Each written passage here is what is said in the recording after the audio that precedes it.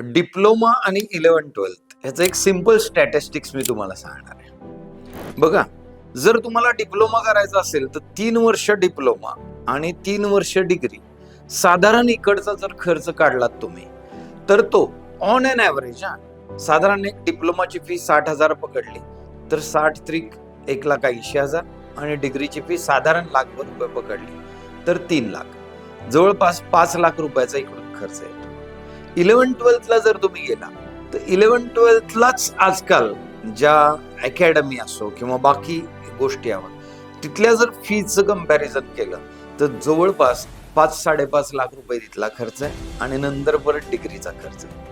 जर नीट तुम्ही या दोघांचं स्टॅटिस्टिकल अनालिसिस मांडला तर डिप्लोमा ज्यांचं इंजिनिअरिंग करणं फिक्स आहे अशा लोकांसाठी डिप्लोमा करून जे आहे इकडून तुमचं जे फायनान्शियल कॅल्क्युलेशन आहे ते व्यवस्थित बसतं आणि 11-12ला थोडंसं म्हणजे थोडंसं नाही म्हणताना जवळपास डबलच होतं.